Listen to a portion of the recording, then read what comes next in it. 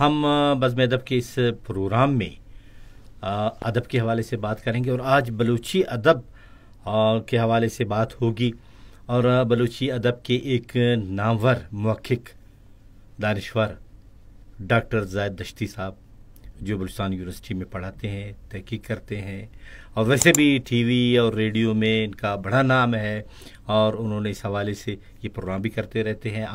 آج ہم نے انہیں زحمت دی ہے، اور ہم بلوچی ادب کے حوالے سے ان سے پوچھیں گے۔ زاہد دشتی صاحب، سب سے پہلے تو یہ بتائیں کہ بلوچی ادب ایک قدیم ادب ہے اور ایک جدید ادب، تو آپ پہلے تھوڑا سا تعارف پیش کر دیں، اور آپ نے میرے خیال ضرب الامثال کے حوالے سے بھی زیادہ کام کیا ہے، اس حوالے سے بھی آپ کیا کہنا چاہیں گے؟ جی بیدار صاحب، بہت شکریہ کہ آپ نے اس پروگرام میں مجھے انوائٹ کیا، دعوت دیا۔ آپ خود بھی محقق ہیں براوی اردو ادب کے حوالے سے، تو جس طرح آپ نے ادب لٹریچر کی بات کی، تمام اقوام کی ادب لٹریچر کا جائزہ لیں تو یہ انسان کی نیچر ہے، فطرت ہے، نفسیات ہے، جو اپنا کتارسز قصۂ دروشم میں کرتا ہے یا شاعری میں کرتا ہے۔ تو اگر لوک ادب کی بات کریں تو تمام ادب کا ذکر کروں یا بلوچی لوک ادب کا ذکر کروں تو ان کا بھی شاعری اور نثر کا قصئی جو سلسلہ ہے اس سے بنتا ہے۔ جس طرح ہمارے لوک کہانیاں ہیں، ضرب الامثال ہیں، کہاوت ہیں، پہیلیاں ہیں، تو یہ نثر کے حوالے سے دیکھیں۔ اس طرح شاعری میں پھر لوک شاعری کے مختلف صنف ہیں، تو بلوچی کے بھی لوک اصناف ہیں شاعری کے، جس طرح براوی کے ہیں، پشتو کے ہیں، یا دوسرے لٹریچر کے ہیں۔ تو یہ تمام لٹریچر یا لوک ادب ہر قوم کے مختلف ہیں۔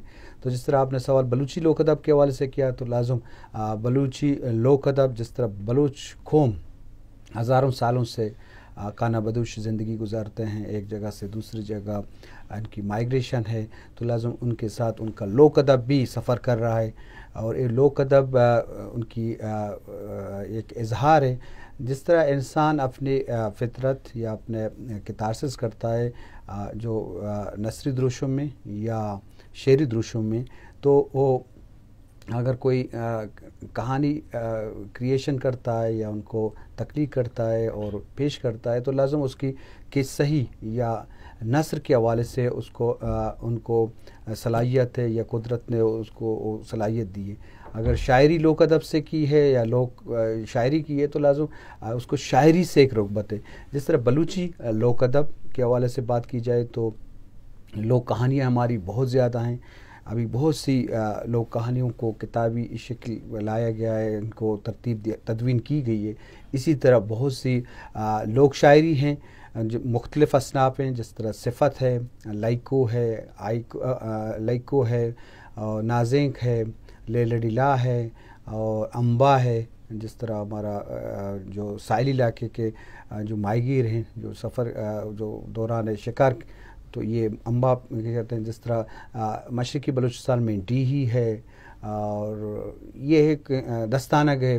تو یہ تمام اصناف ہیں جس پر مختلف ہمارے محققین نے، خاص کر اسکالر ہیں، ایم پل پی ایچ ڈی اسکالر نے تحقیق کی ہے، اور کتابی شکل میں اپنے تھیسس کو بھی چھاپا ہے۔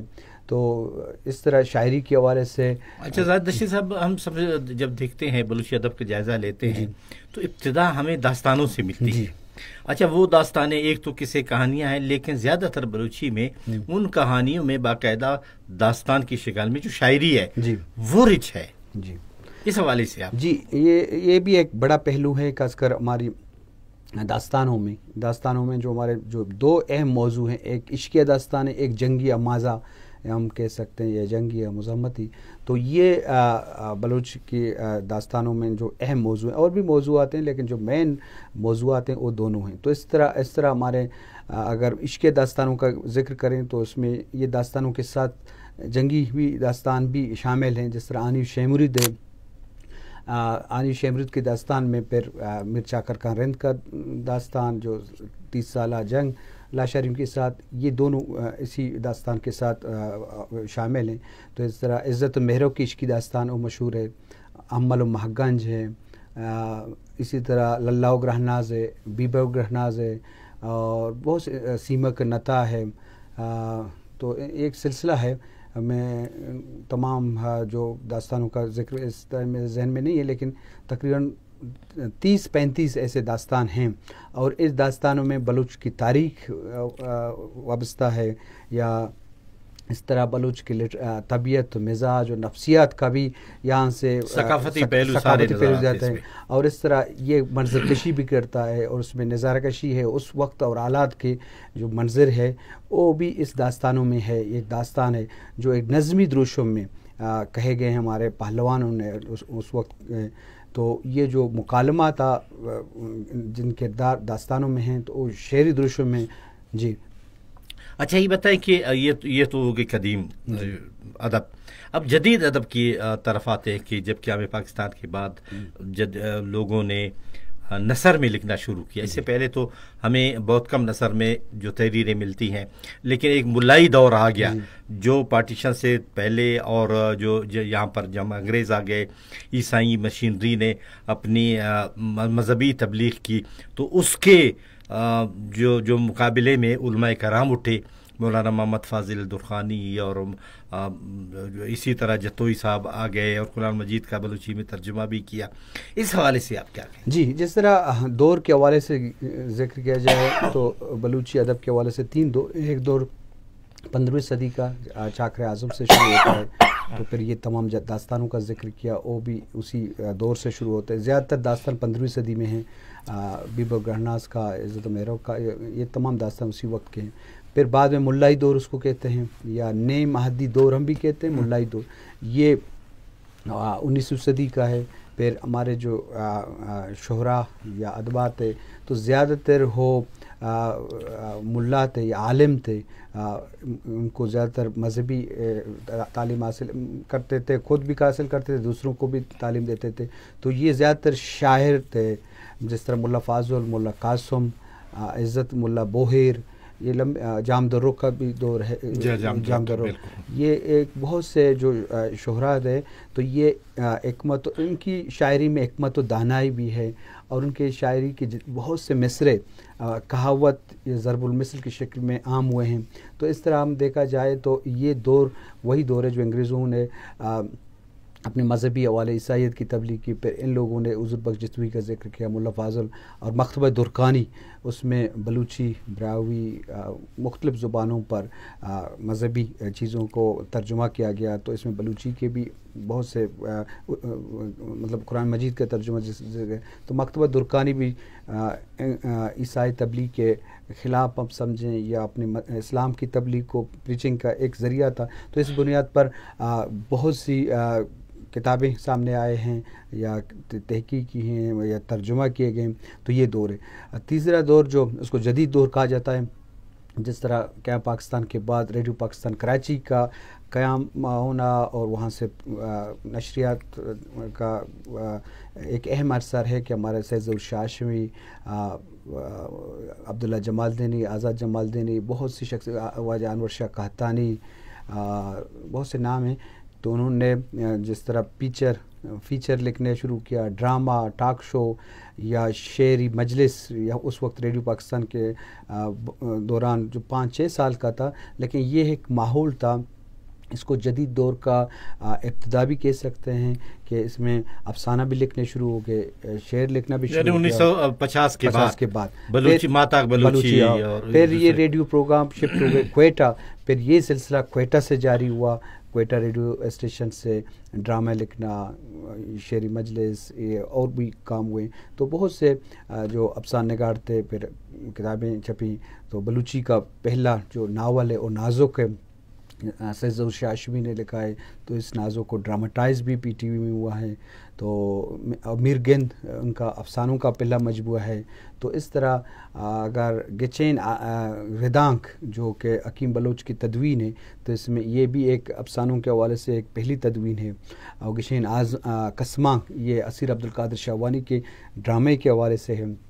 اور گشین شاعری جس طرح عطاشات نے ترتیب دی تھی پہلی، تو اس طرح پھر میر گلخان نصیر کی جو گلباں کے یہ پہلی شعری مجموعہ ہے جو میر گلخان نصیر 1951 میں چھپا ہے. تو اس طرح پھر بہت سے شہراء سامنے آئے، ان کی شاعری کا مجموعہ چھپا. تو اسی طرح افسانوں کا تو بھی کام ہوا. اور اسی دور میں پھر بلوچی اکیڈمی کا کیا پھر بلوچی اکیڈمی کے پلیٹ فارم سے حاجی عبدالقیوم اور باقی جو جتنے پھر ان کا اس کے ساتھ ساتھ سوغات میگزین تھا خیر و ندوی کا، اس کا بھی ایک زمانہ تھا. یہ بھی ایک سورس تھا، ایک پلیٹ فارم تھا شاعر کے لیے یا افسانہ نگار کے لیے کہ وہاں شاعری افسانہ تنقید پر مضامین چھپتے تھے.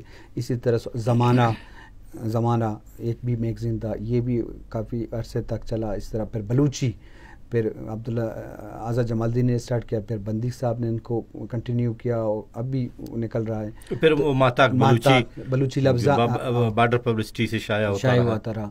پھر لفظاں ایک میگزین تھا جو غلام فاروق صاحب نے کراچی سے جا، وہ بھی 15 یا 12 سال تک اتنا عرصہ تک چلا، لیکن اس بھی اپنے دور میں ایک اہم میگزین تھا. پھر زندمان، پھر بہت سے جو طاق بند آپ کہہ سکتے ہیں جو مختلف حوالوں سے چھپے ہیں. تو اس طرح پھر زند ہے یارجن بادینی کا. پھر بہت سے ہمارے رائٹر ہیں جنہوں نے مطلب میگزین نکالے ہیں. کوئی 1 سال چلا، کوئی 5 مہینہ، یا سیمائی بھی درد ہے کے نام سے گوادر سے نکلا ہے. تو ابھی اگر دیکھ لیں تو میں سمجھتا ہوں کہ میگزین بھی ہیں اور شعری مجموعہ کافی چھپے ہیں اور افسانوں کا مجموعہ، ناول بھی بے انتہا تو نہیں کہہ سکتا لیکن 50-60 ناول بھی چھپے ہیں اس حوالے سے.